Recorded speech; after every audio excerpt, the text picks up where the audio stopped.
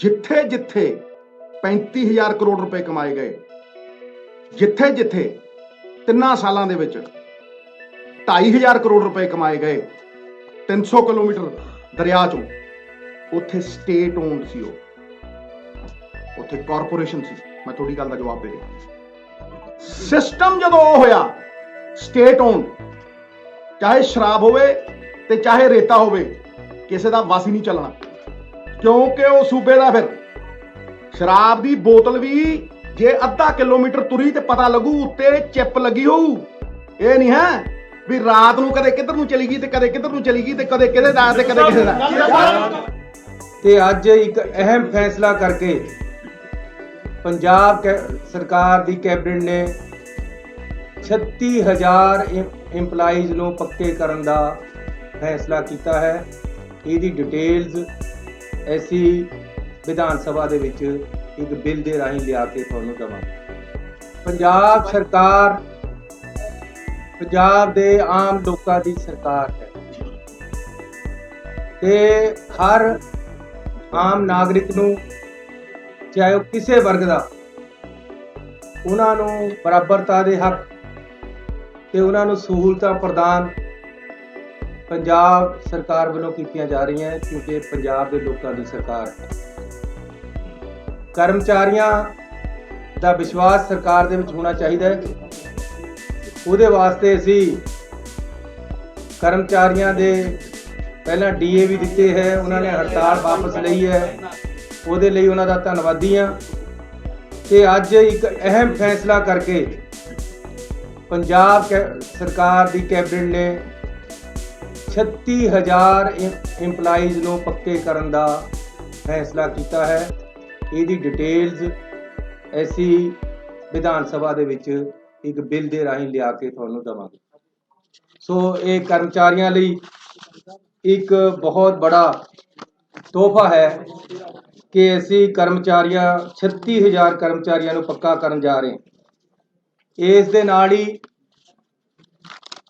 ਪੰਜਾਬ ਦੇ ਵਿੱਚ ਜਿਹੜੇ ਡੀਸੀ ਰੇਟ ਹੈ ਉਹ ਘੱਟ ਹੈ, ਜਿਹਦੇ ਨਾਲ ਤਨਖਾਹਾਂ ਘੱਟ ਮਿਲ ਰਹੀਆਂ। ਪੰਜਾਬ ਸਰਕਾਰ ਨੇ ਇਕੱਲੇ ਸਰਕਾਰੀ ਕਰਮਚਾਰੀਆਂ ਦੇ ਨਹੀਂ, ਪ੍ਰਾਈਵੇਟ ਦੇ ਵੀ ਮਿਨੀਮਮ ਵੇਜ ਹੈ ਜਿਹੜੇ, ਉਹ ਵਧਾਉਣ ਦਾ ਫੈਸਲਾ ਕੀਤਾ ਹੈ ਤੇ 415 ਰੁਪਏ 99 ਪੈਸੇ ਪੰਜਾਬ ਸਰਕਾਰ ਜਿਹੜਾ ਰੇਟ ਹੈ 1 ਮਾਰਚ 2020 ਤੋਂ ਪਿੱਛੇ ਤੋਂ ਵਧਾਉਣ ਜਾ ਰਹੀ ਹੈ। ਵਧਾ ਦਿੱਤੇ, ਮਤਲਬ ਕੈਬਨਿਟ 'ਚ ਪਾਸ ਹੋ ਗਿਆ ਹੈ ਤੇ ਇਹਦੇ ਨਾਲ 1 ਮਾਰਚ ਤੋਂ ਲੈ ਕੇ ਅੱਜ ਤੱਕ ਦੇ ਡੀਸੀ ਰੇਟ ਮਿਨੀਮਮ ਵੇਜ ਹੈ ਜਿਹੜੇ, ਉਹਦੇ ਬਕਾਏ ਵੀ ਮਿਲਣਗੇ ਤੇ ਅੱਗੇ ਨੂੰ ਵੀ ਜਿਹੜਾ 415 ਰੁਪਈਆ ਰੇਟ ਹੈ ਮਿਨੀਮਮ ਵੇਜ ਹੈ ਉਹ ਵੱਧ ਜਾਏਗਾ। ਇਹਦੇ ਨਾਲ ਆਊਟਸੋਰਸ ਖਾਸ ਤੌਰ ਤੇ ਜਿਹੜੇ ਜਿੰਨੇ ਮੁਲਾਜ਼ਮ ਹੈ ਜਾਂ ਫੈਕਟਰੀਆਂ ਦੇ ਵਿੱਚ ਜਿੰਨੇ ਮੁਲਾਜ਼ਮ ਲੱਗੇ ਹੋਏ ਆ, ਕੰਮ ਕਰਦੇ ਆ, ਪ੍ਰਾਈਵੇਟ ਕੰਮ ਕਰਦੇ ਆ, ਉਹਨਾਂ ਨੂੰ ਫਾਇਦਾ ਹੋਏਗਾ। ਜਿਹੜੀ ਸਾਡੀ ਸੋਚ ਸੀ ਕਿ ਬਹੁਤ ਘੱਟ ਤਨਖਾਹ ਮਿਲਦੀ ਹੈ, ਉਸ ਨੂੰ ਅਸੀਂ ਆਪਣੀ ਨੂੰ ਅੱਗੇ ਵਧਾ ਕੇ ਤਨਖਾਹ ਵਧਾਈ ਹੈ। ਪੰਜਾਬ ਦੇ ਵਿੱਚ ਹਮੇਸ਼ਾ ਇਹ ਗੱਲ ਰਹੀ ਹੈ ਕਿ ਰੇਤ ਮਾਫੀਏ ਦਾ ਰਾਜ ਹੈ।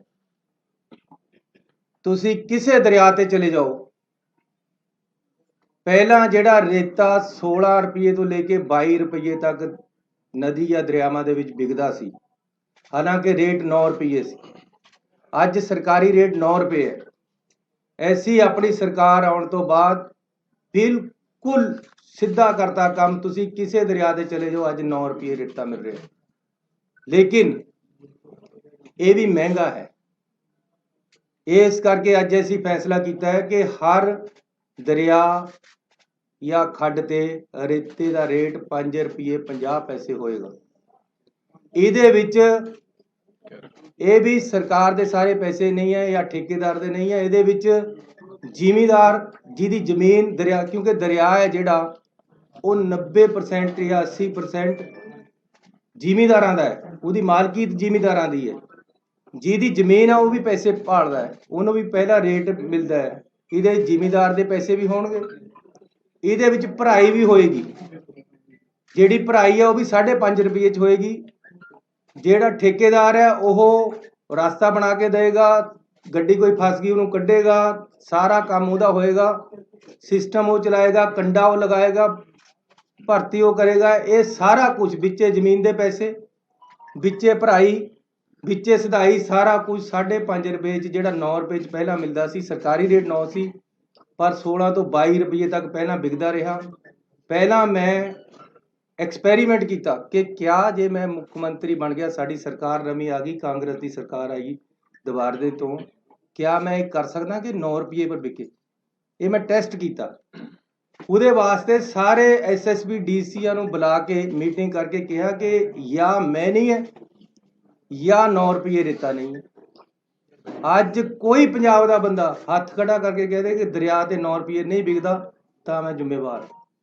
ਲੇਕਿਨ ਕੱਲ ਤੋਂ 5.5 ਰੁਪਏ ਵਿਕੇਗਾ।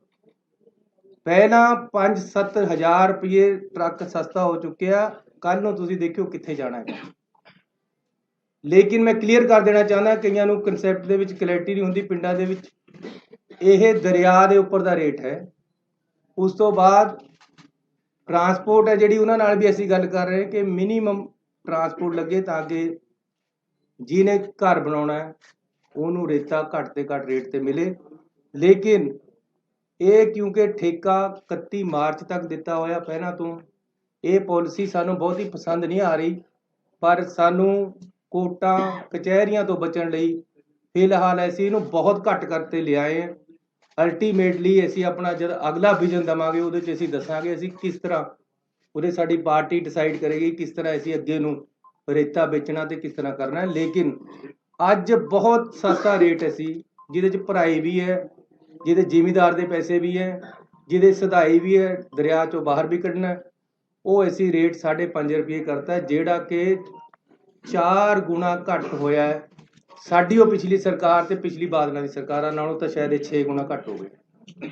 ਸੋ ਇੱਕ ਵੱਡੀ ਰਾਹ ਦਿੱਤੀ। ਨਾਲ ਅੱਗੇ ਕਿਆ ਹੈ ਕਿ ਜ਼ਿਮੀਂਦਾਰ ਆਪਣੇ ਖੇਤ 'ਚੋਂ ਟਰਾਲੀ ਵੀ ਪਟਾਉਂਦਾ ਹੈ ਇੱਕ ਮਿੱਟੀ ਦੀ, ਜਾ ਕੇ ਜੀਪਾਂ ਲੈ ਕੇ ਖੜ ਜਾਂਦੇ ਕਿ ਜੀ ਲਿਆਓ ਰਿਓਲਟੀ। ਕਿਸੇ ਨੇ ਭਰਤ ਪਾਉਣਾ ਹੈ ਉਸ ਨੂੰ ਤੰਗ ਕਰਦੇ ਹੈ। ਐਸੀ ਇਹ ਕਰਤਾ ਹੈ ਕਿ ਮਿੱਟੀ ਕੋਈ ਜ਼ਿਮੀਂਦਾਰ ਆਪਣੇ ਖੇਤ 'ਚੋਂ ਪਟਾਉਂਦਾ ਹੈ। ਦੇਖੋ ਮੈਂ ਪਿੰਡਾਂ ਦੇ ਵਿੱਚ ਜਾਂਦਾ ਰਹਿੰਦਾ ਹੈ। ਪਿੰਡਾਂ 'ਚ ਕਿਹਾ ਕਿਸੇ ਨੇ ਵਿਆਹ ਕਰਨਾ ਹੈ ਤਾਂ ਤੰਗੀ ਹੁੰਦੀ ਹੈ, ਅਗਲਾ 2 ਫੁੱਟ ਮਿੱਟੀ ਚੁਕਾ ਦਿੰਦਾ ਹੈ, ਸਾਡੀ ਰਾਇਲਟੀ ਵਾਲੇ ਅੱਧੇ ਪੈਸੇ ਲੈ ਲੈਂਦੇ ਜਾ ਕੇ। ਹੁਣ ਅਸੀਂ ਬਿਲਕੁਲ ਕਲੀਅਰ ਕਰਤਾ ਹੈ ਕਿ ਕੋਈ ਜ਼ਿਮੀਂਦਾਰ ਆਪਣੀ 3 ਫੁੱਟ ਤੱਕ ਮਿੱਟੀ ਚੁਕਾਵੇ, ਕੋਈ ਪੈਸਾ ਨਹੀਂ ਲੈਣਾ ਕਿਸੇ ਨੇ, ਨਾ ਹੀ ਜਾਣਾ ਹੈ, ਨਾ ਕੋਈ ਮਨਜ਼ੂਰੀ ਦੀ ਲੋੜ ਹੈ। ਤੇ ਨਾਲ ਦੀ ਨਾਲ ਇੱਟਾਂ ਬੜੀਆਂ ਮਹਿੰਗੀਆਂ ਹੋ ਰਹੀਆਂ। ਉਹਦਾ ਇੱਕ ਬੜਾ ਕਾਰਨ ਇਹ ਹੈ ਕਿ ਉਹ ਮਾਈਨਿੰਗ ਪਾਲਿਸੀ ਲੱਗ ਜਾਂਦੀ ਉਹਦੇ ਤੇ, ਜਦੋਂ ਭੱਠੇ ਵਾਲਾ ਮਿੱਟੀ ਚੱਕਦਾ ਹੈ, ਜ਼ਿਮੀਂਦਾਰ ਤੋਂ ਭੱਠੇ ਵਾਲਾ ਮਿੱਟੀ ਲੈਂਦਾ, ਜ਼ਿਮੀਂਦਾਰ ਨੂੰ 4 ਪੈਸੇ ਆ ਜਾਂਦੇ 1 ਫੁੱਟ ਦੇ, ਲੇਕਿਨ ਅੱਧੇ ਪੈਸੇ ਮਾਈਨਿੰਗ ਵਾਲੇ ਲੈ ਜਾਂਦੇ। ਅੱਜ ਅਸੀਂ ਇਹ ਫੈਸਲਾ ਕਰ ਲਿਆ ਕਿ ਭੱਠਿਆਂ ਨੂੰ ਮਾਈਨਿੰਗ ਪਾਲਿਸੀ ਤੋਂ ਬਾਹਰ ਕਰ ਦੇਣਾ, ਜਿਹਦੇ ਨਾਲ ਭੱਠਾ ਵਾਲਾ ਜ਼ਿਮੀਂਦਾਰ ਨਾਲ ਸਿੱਧਾ ਕੰਟਰੈਕਟ ਕਰਕੇ ਉਦੋਂ ਮਿੱਟੀ ਲੈ ਲਵੇ। ਵਿੱਚ ਠੇਕੇਦਾਰੀ ਸਿਸਟਮ ਜਾਂ ਮਾਫੀਆ ਜਾਂ ਮਾਈਨਿੰਗ ਕੁਛ ਨਹੀਂ, ਫ੍ਰੀ ਹੋ ਗਿਆ ਇਹ ਕੰਮ ਪੰਜਾਬ 'ਚ ਅੱਜ ਤੋਂ ਬਾਅਦ। ਵੈਸੇ ਤਾਂ ਅਸੀਂ ਕਾਫੀ ਦਿਨਾਂ ਤੋਂ ਕਰ ਚੁੱਕੇ ਹਾਂ, ਲੇਕਿਨ ਅੱਜ ਤੋਂ ਬਾਅਦ ਤਾਂ ਜੇ ਕੋਈ ਮਿੱਟੀ ਵਾਲਾ ਭਰਤ ਪਾਉਣ ਜ਼ਿਮੀਂਦਾਰ ਮਿੱਟੀ ਚੁਕਾਉਂਦਾ ਕੋਈ ਤੰਗ ਕਰੇਗਾ ਤਾਂ ਮੈਂ ਜ਼ਿੰਮੇਵਾਰ ਹਾਂ, ਮੇਰਾ ਗਲਾ ਕੱਟਿਓ। ਜੇ 5.5 ਰੁਪਏ ਤੋਂ 1 ਪੈਸਾ ਵੀ ਰੇਤਾ ਵੱਧ ਵਿਕੇ ਤਾਂ ਮੈਂ ਜ਼ਿੰਮੇਵਾਰ ਹਾਂ। ਪਹਿਲਾਂ ਮੈਨੂੰ ਬਹੁਤ ਬੰਦੇ ਕਹਿੰਦੇ ਸੀ ਇਹ 9 ਰੁਪਏ ਵੀ ਨਹੀਂ ਤੁਸੀਂ ਕਰ ਸਕਦੇ, ਜੇ ਤਾਂ ਬਹੁਤ ਬੰਦੇ ਇਨਵੋਲਵ ਹੈ, ਇਹਦੇ 'ਚ ਪੁਲਿਸ ਇਨਵੋਲਵ ਹੈ, ਇਹਦੇ 'ਚ ਫਲਾਣਾ ਇਨਵੋਲਵ ਹੈ, ਇਹਦੇ 'ਚ ਢਿਮਕਾ। 9 ਰੁਪਏ ਵਿਕ ਰਿਹਾ। ਇੰਪਲੀਮੈਂਟੇਸ਼ਨ ਜਿਹੜਾ ਲੀਡਰ, ਜਿਹੜੀ ਸਰਕਾਰ, ਜਿਹੜੀ ਪਾਰਟੀ ਰਾਜ ਨੂੰ ਚਲਾ ਰਹੀ ਹੈ ਉਹਦੀ ਵਿਲ ਤੇ ਹੈ। ਇਹ ਮੈਂ ਪਿਛਲੇ ਮੁੱਖ ਮੰਤਰੀਆਂ ਨੂੰ ਵੀ ਕਿਹਾ ਸੀ, ਜੇ ਸਾਡੀ ਕੈਬਨਿਟ, ਸਾਡਾ ਪਾਰਟੀ, ਸਾਡਾ ਮੁੱਖ ਮੰਤਰੀ ਚਾਹੁੰਦਾ ਕਿ ਜੀ ਇੰਪਲੀਮੈਂਟੇਸ਼ਨ ਕਾਨੂੰਨ ਦੀ ਹੋਵੇ ਤਾਂ ਹੁੰਦੀ ਹੈ। ਚੰਡੀਗੜ੍ਹ ਦੇ ਵਿੱਚ ਵੜਦੇ ਸਾਰੇ ਜੀ ਦੇਖਣ ਲੱਗ ਜਾਂਦੇ ਬੈਲਟ ਕਿੱਥੇ ਹੈ, ਇੰਪਲੀਮੈਂਟੇਸ਼ਨ ਹੈ ਚੰਡੀਗੜ੍ਹ 'ਚ ਕਾਨੂੰਨ ਦੀ। ਪੰਜਾਬ ਦੇ ਵਿੱਚ ਜੇ ਰੇਤਾ ਵੱਧ ਵਿਕਦਾ ਹੈ ਤਾਂ ਇੰਪਲੀਮੈਂਟੇਸ਼ਨ ਨਹੀਂ ਸੀ, ਵੰਡ ਕੇ ਖਾ ਰਹੇ ਸੀ ਉੱਪਰਲਾ ਪੈਸਾ। ਐਸੀ ਬਿਲਕੁਲ ਸਿੱਧਾ ਕਰਤਾ ਕੰਮ। ਕਿਸੇ ਦਰਿਆ ਪਰ ਚਲੇ ਜਾਓ, ਹੁਣ ਜੇ ਕਿਤੇ ਟਰਾਲੀਆਂ ਭਰ ਹੋ ਰਹੀਆਂ किते मिट्टी चक हो रही है तो वो माफिया नहीं है। 5.5 रुपये च विकेगा और सही रेट ਦੇ ਵਿੱਚ ਵਿਕੇਗਾ। ਅਸੀਂ ਇਹ ਕਰਾਂਗੇ ਕਿ ਜਿੱਥੇ ਪਾਣੀ ਨਹੀਂ ਆਉਂਦਾ ਉੱਥੇ ਰੇਤਾ ਨਹੀਂ ਚੱਕਣਾ, ਕਿਉਂਕਿ ਉੱਥੇ ਫਿਰ ਖਦਾਨੇ ਬਣਨੇ, ਪਾਣੀ ਨੇ ਉਹਨੂੰ ਰੀਚਾਰਜ ਤਾਂ ਕਰਨਾ ਨਹੀਂ ਰੇਤੇ ਨੂੰ। ਇਸ ਕਰਕੇ ਜਿੱਥੇ ਜਿੱਥੇ ਪਾਣੀ ਆਉਂਦਾ ਦਰਿਆਵਾਂ ਦੇ ਆਲਰੇਡੀ ਖੱਡਾਂ ਤੈਅ ਹੈ, ਹੋਰ ਵੀ ਕਰਾਂਗੇ, ਲੇਕਿਨ ਸਸਤਾ ਔਰ ਸਹੀ ਰੇਟ ਤੇ ਰੇਤਾ ਪਿੰਡਾਂ 'ਚ ਮਿਲੇਗਾ। ਮਿੱਟੀ ਦਾ ਕੋਈ ਮਾਫੀਆ ਨਹੀਂ ਹੋਏਗਾ, ਪੱਠੇ ਵਾਲਿਆਂ ਨੂੰ ਕੋਈ ਤੰਗ ਨਹੀਂ ਕਰੇਗਾ। ਇਸ ਤੋਂ ਇਲਾਵਾ ਇੱਕ ਫੈਸਲਾ ਅਸੀਂ ਹੋਰ ਅਹਿਮ ਲਿਆ ਕਿ ਜਿਹੜੇ ਪੰਜਾਬ ਦੇ ਇੰਸਟੀਟਿਊਸ਼ਨਲ ਟੈਕਸ ਪੰਜਾਬ ਤੇ ਲੱਗਿਆ ਹੋਇਆ ਸੀ, Punjab institutional and other buildings tax 2011 ਤੋਂ ਸੀ। ਉਸ ਦਿਨ ਮੈਨੂੰ, ਜਿਸ ਦਿਨ ਅਸੀਂ ਗਏ ਲੁਧਿਆਣੇ, ਉਸ ਦਿਨ ਅਸੀਂ ਅਨਾਉਂਸ ਕੀਤਾ ਸੀ, ਅੱਜ ਕੈਬਨਿਟ ਨੇ ਪਾਸ ਕਰ ਦਿੱਤਾ। 2012 ਤੋਂ ਜਿੰਨਾ ਟੈਕਸ ਬਣਦਾ ਸੀ ਅਸੀਂ ਉਹ ਮਾਫ ਕਰ ਦਿੱਤਾ। ਅੱਗੇ ਨੂੰ ਵੀ ਇਹ ਟੈਕਸ ਹੈ ਜਿਹੜਾ ਪੰਜਾਬ ਤੇ ਨਹੀਂ ਲੱਗੇਗਾ। ਇਸ ਤੋਂ ਇਲਾਵਾ ਅਸੀਂ ਵਨ ਟਾਈਮ ਸੈਟਲਮੈਂਟ, ਜਿਹੜੀ ਕੰਪਾਊਂਡੇਬਲ ਬਿਲਡਿੰਗਸ ਹੈਗੀਆਂ, ਜਿਹੜੀਆਂ ਸ਼ਹਿਰਾਂ ਦੇ ਵਿੱਚ ਇਹ ਵੱਡੀ ਰਾਹਤ ਦੇ ਰਹੇ ਹੈ ਕਿ ਜਿਹੜੀਆਂ ਬਿਲਡਿੰਗਾਂ ਬਣ ਗਈਆਂ ਉਹਦੇ ਪਰ ਕਿਸੇ ਨੇ ਚਵਾਰਾ ਪਾ ਲਿਆ, ਕਿਸੇ ਨੇ ਹਾਈਟ ਜ਼ਿਆਦਾ ਵਧਾ ਲਈ ਜਾਂ ਕਿਸੇ ਨੇ ਬਾਹਰ ਨੂੰ ਥੋੜਾ ਬਹੁਤਾ ਕੱਢ ਲਿਆ, ਜਿਹੜਾ ਕੁਝ ਕੰਪਾਊਂਡੇਬਲ ਹੈ ਉਹਨਾਂ ਨੂੰ ਅਸੀਂ ਰੇਟ ਵੀ ਘਟਾ ਦਿੱਤੇ ਆ 25%। ਉਹਨਾਂ ਨੂੰ ਦੁਬਾਰੇ ਲੀਗਲਾਈਜ਼ ਕਰਨ ਦਾ ਇੱਕ ਵਨ ਟਾਈਮ ਪਾਲਿਸੀ ਲੈ ਕੇ ਆਏ ਹੈ, ਜਿਹੜੀ ਕਿ ਕੱਲ ਤੋਂ ਚਾਲੂ ਹੋ ਜਾਏਗੀ।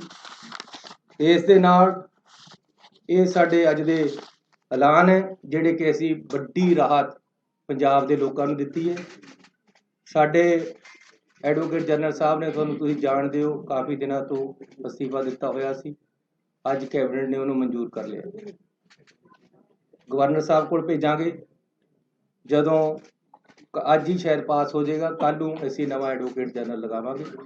ਇਸ ਤੋਂ ਇਲਾਵਾ DGP ਦੀ ਜਿਹੜੀ ਪੋਸਟਿੰਗ ਹੈ, ਜਿੰਨੇ 30 ਸਾਲ ਤੋਂ ਉੱਪਰ ਦੇ ਹੈ, ਇਹ ਕਾਨੂੰਨ ਹੈ, ਜਿਨ੍ਹਾਂ ਦੀ 30 ਸਾਲ ਨੌਕਰੀ ਹੋ ਗਈ ਹੈ ਉਹਨਾਂ ਦਾ ਅਸੀਂ ਆਲਰੇਡੀ ਭੇਜ ਚੁੱਕੇ ਸਾਰਿਆਂ ਦੇ ਨਾਮ, ਸਾਤੋਂ ਸਾਰਿਆਂ ਦੇ ਨਾਮ ਮੰਗੇ ਗਏ ਹੈ। ਉਹਨਾਂ ਵਿੱਚੋਂ ਇੱਕ ਪੈਨਲ ਬਣਾ ਕੇ ਕੇਂਦਰ ਸਰਕਾਰ ਭੇਜੇਗੀ। ਉਹ ਪੈਨਲ ਵਿੱਚੋਂ ਅਸੀਂ DGP ਨਵਾਂ ਲਗਾਵਾਂਗੇ। ਜਿਹੜਾ ਪੈਨਲ ਆਏਗਾ, ਇਹ ਪਹਿਲਾਂ ਤੋਂ ਇੱਕ ਪ੍ਰਿੰਸੀਪਲੀ ਕਲੀਅਰ ਹੋਇਆ। ਸੋ ਮੈਂ ਤੁਹਾਡਾ ਧੰਨਵਾਦੀ ਹਾਂ ਕਿ ਤੁਸੀਂ ਅੱਜ ਇੱਥੇ ਆਏ ਹੋ। ਪੰਜਾਬ ਦੇ ਵੱਡੇ ਐਲਾਨ ਹੋਏ ਹੈ। ਪਰਸੋਂ ਨੂੰ ਸਾਡਾ ਵਿਧਾਨ ਸਭਾ ਦਾ ਸੈਸ਼ਨ ਹੈ, ਉਹਦੇ ਵਿੱਚ ਅਸੀਂ ਬਿਜਲੀ ਸਮਝੌਤਿਆਂ ਬਾਰੇ ਬਿੱਲ ਲੈ ਕੇ ਆਵਾਂਗੇ। ਕਿਸਾਨਾਂ ਬਾਰੇ ਜਿਹੜੇ ਕਾਲੇ ਕਾਨੂੰਨ ਬਣੇ ਹੈ ਉਹਦੇ ਬਾਰੇ ਵਿੱਚ ਰੈਜੂਲੇਸ਼ਨ ਤੇ ਕੁਝ ਬਿੱਲ ਆਉਣਗੇ। ਇਸ ਦੇ ਨਾਲ ਹੀ ਜਿਹੜਾ 50 ਕਿਲੋਮੀਟਰ ਅੰਦਰ BSF ਆਉਣ ਦਾ ਫੈਸਲਾ ਹੈ, ਉਹਦੇ ਬਾਰੇ ਵਿੱਚ ਵੀ ਅਸੀਂ ਇਹ ਵਿਧਾਨ ਸਭਾ ਦੇ ਵਿੱਚ ਇਹ ਮਸਲਾ ਰੱਖਾਂਗੇ ਤੇ ਇਹਦੇ ਬਾਰੇ ਰੈਜੂਲੇਸ਼ਨ ਲੈ ਕੇ ਆਵਾਂਗੇ। ਸੋ ਮੈਂ ਧੰਨਵਾਦੀ ਹਾਂ ਆਪਣੇ ਮੰਤਰੀ ਸਾਹਿਬਾਨ ਦਾ, ਸਾਡੀ ਪਾਰਟੀ ਦੇ ਪ੍ਰਧਾਨ ਸਾਹਿਬ ਵੀ ਸਾਡੇ ਵਿਚਕਾਰ ਆਏ ਹੈ, ਉਹਨਾਂ ਦਾ ਵੀ ਮੈਂ ਸਵਾਗਤ ਵੀ ਕਰਦਾ, ਉਹਨਾਂ ਦਾ ਧੰਨਵਾਦ ਵੀ ਕਰਦਾ। ਤੇ ਹੁਣ ਮੈਂ ਪ੍ਰਧਾਨ ਜੀ ਨੂੰ ਬੇਨਤੀ ਕਰਾਂਗਾ।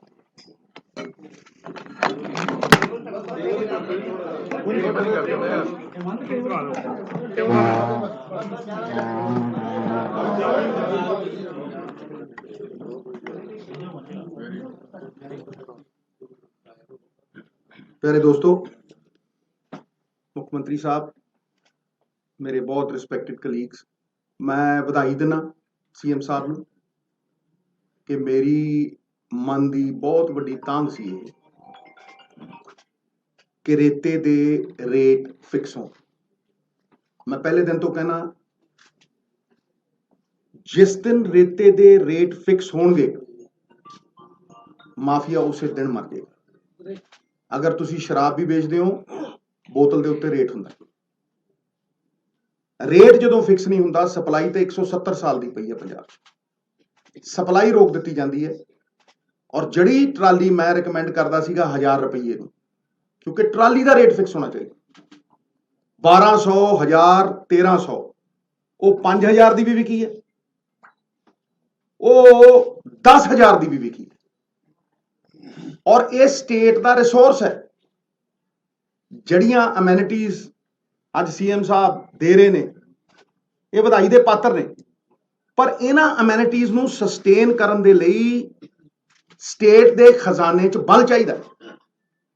ਇਹ ਤਾਂ ਹੀ ਸਸਟੇਨ ਹੋਣਗੀਆਂ, ਔਰ ਉਹ ਸਸਟੇਨ ਕਰਨ ਦੇ ਲਈ ਮੈਂ ਤੁਹਾਨੂੰ ਅੱਜ ਦਾਅਵੇ ਨਾਲ ਕਹਿਣਾ ਕਿ ਐਜੂਕੇਸ਼ਨ ਦੇ ਜਿੰਨੇ ਧਰਨੇ ਲੱਗ ਰਹੇ ਆ, ਅਗਰ ਸਰਪਲਸ 2000 ਕਰੋੜ ਰੁਪਈਆ 1500 ਕਰੋੜ ਵੀ ਹੋਵੇ, ਇੱਕ ਧਰਨਾ ਨਹੀਂ ਲੱਗੂ।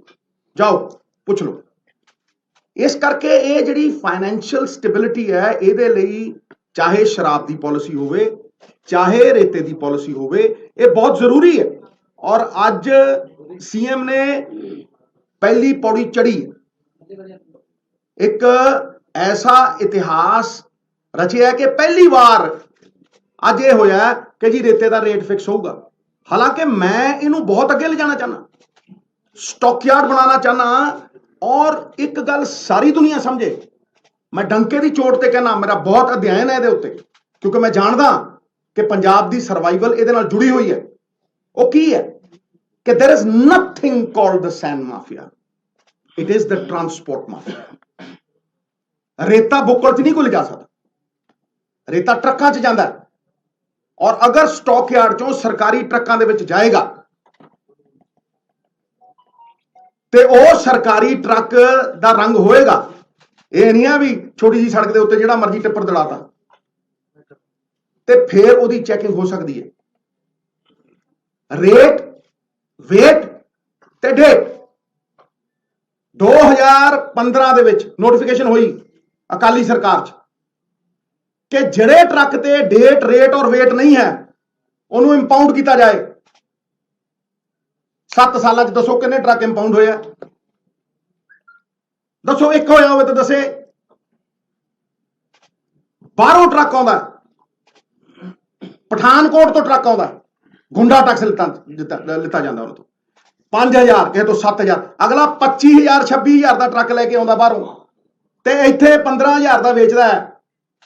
ਠੀਕ ਹੈ, ਉਹ ਫਿਰ ਪ੍ਰੋਫਿਟ ਚਾਹੁੰਦਾ, ਤੇ ਕਿਉਂ ਨਾ ਉਹ 7000 ਜੀਐਸਟੀ ਦੇ ਰੂਪ ਦੇ ਵਿੱਚ ਅਸੀਂ ਐਕਸੈਪਟ ਕਰੀਏ ਬਈ, ਤੇ 300 ਕਰੋੜ ਰੁਪਇਆ ਸਾਲ ਕਿਉਂ ਨਾ ਲਵਾਈਏ।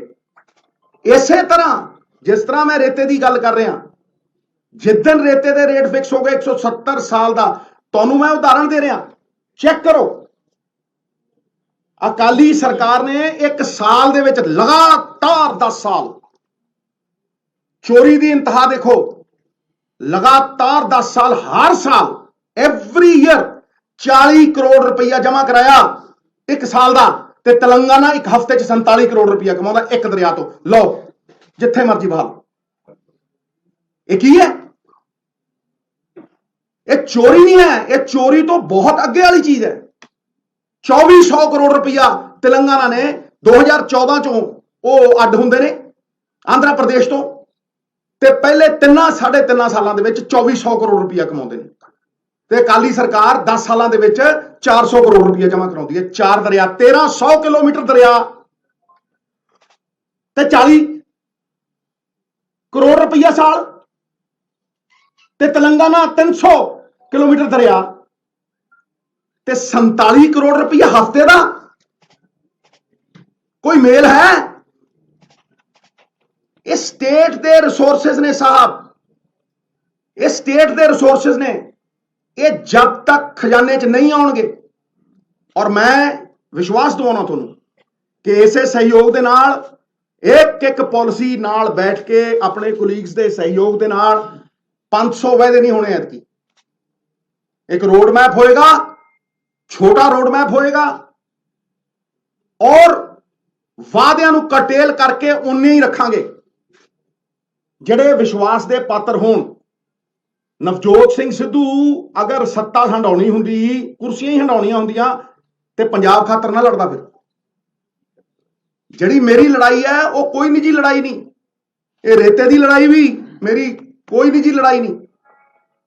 ਅੱਜ ਮਾਹੌਲ ਬਦਲਿਆ, ਇੱਕ ਬਦਲਾਵ ਦੀ ਪਰਿਸਥਿਤੀ ਹੈ, ਲੇਕਿਨ ਇਹਨੂੰ ਪੱਕੇ ਪੈਰ ਅਗਰ ਸਸਟੇਨ ਕਰਨਾ, ਅਸੀਂ 5 ਸਾਲ ਤੇ ਇਹਨਾਂ ਰਿਸੋਰਸਿਸ ਨੂੰ ਸਾਨੂੰ ਯੂਟਿਲਾਈਜ਼ ਕਰਨਾ ਪਏਗਾ। ਔਰ ਆਉਣ ਵਾਲਾ ਸਮਾਂ ਸਾਡਾ ਚੋਖਾ ਹੀ ਚੋਖਾ। ਇਸ ਗੱਲ ਦੇ ਉੱਤੇ ਮੈਂ ਪਹਿਰਾ ਦਿੰਦਾ ਰਹੂੰਗਾ, ਔਰ ਮੇਰਾ ਪਾਰਟੀ ਵੱਲੋਂ ਇਹ ਜੋ ਇਹਨਾਂ ਨੇ ਕਿਹਾ ਕੱਲ ਕੈਬਨਿਟ ਦੇ ਵਿੱਚ ਅਗਰ ਡਿਸੀਜਨ ਹੁੰਦੇ ਆ, ਮੇਰਾ ਪਾਰਟੀ ਵੱਲੋਂ 110% ਸਹਿਯੋਗ, ਨਾਲੇ ਚੀਫ ਮਿਨਿਸਟਰ ਨੂੰ, ਨਾਲੇ ਸਾਰਿਆਂ ਨੂੰ, ਇਹਦੇ 'ਚ ਕੋਈ ਸ਼ੱਕ ਨਹੀਂ। ਬਹੁਤ ਬਹੁਤ ਧੰਨਵਾਦ ਜੀ ਸਰ। हाँ जी हाँ, बोलो बोलो बोलो बोलो बोलो, जुग जुग जियो मेरे प्यारे, बोलो।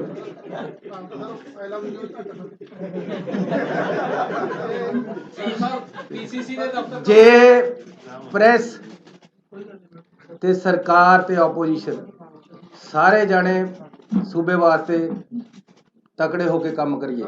ਤੁਸੀਂ ਚੌਥਾ ਪਿਲਰ ਹੋ, ਤੁਹਾਡੇ ਸਹਿਯੋਗ ਔਰ ਤੁਹਾਡੀਆਂ ਜਿਹੜੀਆਂ ਆਲੋਚਨਾਵਾਂ ਦੋਨੋਂ ਚਾਹੀਦੀਆਂ, ਕਿਉਂਕਿ ਤੁਸੀਂ ਆਲੋਚਨਾ ਨਹੀਂ ਕਰੋਗੇ ਮੈਨੂੰ ਸਮਝ ਨਹੀਂ ਆਏਗੀ ਕਿ ਮੈਂ ਕਿੱਥੇ ਗਲਤ ਹਾਂ।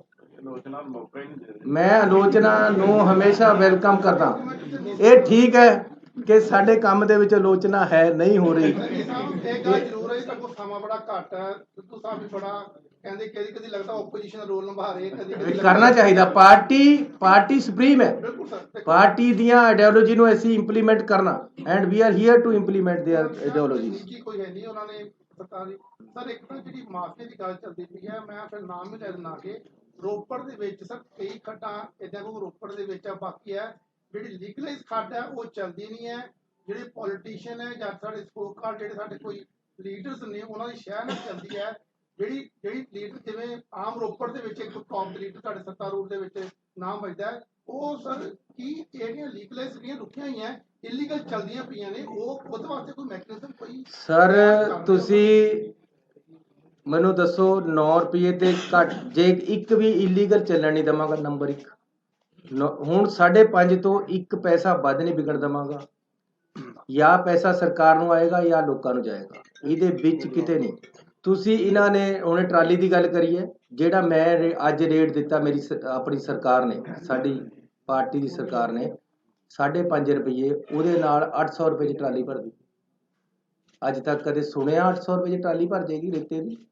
ਔਰ ਇਹਦੇ ਵਿੱਚ ਭਰਾਈ ਵੀ ਹੈ, ਇਹਦੇ ਵਿੱਚ ਚੁਕਾਈ ਵੀ ਹੈ, ਇਹਦੇ ਵਿੱਚ ਠੇਕੇਦਾਰ ਜ਼ਿਮੀਦਾਰ ਦੇ ਪੈਸੇ ਵੀ ਹੈ। ਅਗਲਾ ਆਵੇ, ਮੈਂ ਕਹਿੰਦਾ ਜੀ ਤੁਸੀਂ ਇਹ ਦਰਿਆ ਦਾ ਰੇਟ ਹੈ, ਕੋਈ ਬੰਦਾ ਆਪਣੀ ਟਰਾਲੀ ਲਿਆ ਕੇ ਭਰਾ ਲਵੇ, ਕੋਈ ਆਪਣਾ ਟਰੱਕ ਲਿਆ ਕੇ ਭਰਾ ਲਵੇ। ਟਰਾਂਸਪੋਰਟ ਜੇ ਜ਼ਿਆਦਾ ਪੈਸੇ ਲੈਂਦਾ ਆਪਣਾ ਟਰੱਕ ਕਰਕੇ ਲਿਆਓ, ਅਸੀਂ ਤਾਂ ਤੁਹਾਨੂੰ ਭਰ ਕੇ ਦੇਣਾ, ਭਰ ਕੇ ਵੀ ਦੇਵਾਂਗੇ। ਜੇ ਅਗਲਾ ਆਪਣੀ ਜੇਸੀਬੀ ਨਾਲ ਭਰਦਾ ਆ ਕੇ ਤਾਂ 1 ਰੁਪਿਆ ਸੈਂਕੜਾ ਭਰਾਈ ਦਾ ਰੇਟ ਹੈ, ਉਹ ਘੱਟ ਹੋ ਜਾਏਗਾ। ਸੋ ਬਹੁਤ ਹੀ ਲਿਬਰਲ ਔਰ ਲੋਕਾਂ ਦੇ ਪੱਖੀ ਐਸੀ ਪਾਲਿਸੀ ਲੈ ਕੇ ਆਏ ਹੈ। ਲੇਕਿਨ ਫਿਰ ਮੈਂ ਕਹਿੰਦਾ ਕਿ ਸਾਡੀ ਪਾਰਟੀ ਦਾ ਵਿਜ਼ਨ ਹੈ ਜਿਹੜਾ, ਉਹ ਆਉਣ ਵਾਲੇ ਸਮੇਂ 'ਚ ਅਸੀਂ ਲਾਗੂ ਕਰਾਂਗੇ ਔਰ ਨਵੀਂ ਪਾਲਿਸੀ ਜਿਹੜੀ ਅਸੀਂ ਇੱਕ ਵਿਜ਼ਨ ਦੇਵਾਂਗੇ ਤੇ ਕੋਈ ਖੱਡ ਐਸੀ ਇਲੀਗਲ ਚੱਲਣ ਨਹੀਂ ਦੇਵਾਂਗੇ। ਠੀਕ ਹੈ, ਪਿਛਲੇ ਸਮੇਂ 'ਚ ਜਿਹੜਾ ਕੁਝ ਹੋਇਆ ਤੁਹਾਨੂੰ ਵੀ ਪਤਾ ਹੈ, ਕੌਣ ਮਜੀਠੀਆ ਸੀ, ਕੌਣ ਸੀ, ਕਿੱਥੇ ਕਿੱਥੇ ਕਿਸ ਤਰ੍ਹਾਂ ਚੱਲਦਾ ਰਿਹਾ। ਇਹੀ ਇੱਥੇ ਸੁਖਬੀਰ ਸੀਗਾ, ਇਹੀ ਕੁਝ ਇੱਥੇ ਹੋਇਆ। ਲੇਕਿਨ ਭਰਾਵੋ ਇੱਕ ਗੱਲ ਦੱਸ ਦੇਣਾ, ਹੁਣ ਲੋਕਾਂ ਦੀ ਸਰਕਾਰ ਹੈ। ਮੈਂ ਲੋਕਾਂ ਨੂੰ ਕਹਿ ਦੇਣਾ ਕਿ ਆਪਣਾ ਮੋਬਾਈਲ ਲੈ ਕੇ ਖੜ ਜਾਓ, ਉੱਥੇ ਮੇਰੇ ਨੌਜਵਾਨ ਮੁੰਡੇ ਖੜਨਗੇ। ਪੁਲਿਸ ਵਾਲਿਆਂ ਨੂੰ ਕਹਿਤਾ ਜਾਂ ਤੁਸੀਂ ਨਹੀਂ ਜਾਂ ਮੈਂ ਨਹੀਂ।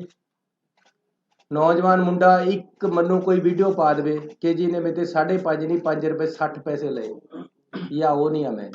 ਬਹੁਤ ਧੰਨਵਾਦ। ਮੈਂ ਇੱਕ ਮਿੰਟ ਇਸ ਗੱਲ ਦਾ ਜਵਾਬ ਦੇਣਾ, ਮੈਂ ਇਸ ਗੱਲ ਦਾ ਜਵਾਬ ਦੇਣਾ, ਮੈਂ ਤੁਹਾਨੂੰ ਜਵਾਬ ਦੇਣਾ। ਮੈਂ ਦੇਖੋ ਰੋਪੜ ਕੀ ਹੋ ਰਿਹਾ ਕੀ ਨਹੀਂ ਹੋ ਰਿਹਾ ਨਿੱਜੀ ਤੌਰ ਦੇ ਉੱਤੇ ਇਹ ਤੁਸੀਂ ਤਹਿਕੀਕਾਤ ਕਰੋ, ਜੇ ਪ੍ਰੂਫ ਹੈਗਾ ਤਾਂ ਦਿਓ, ਠੀਕ ਹੈ।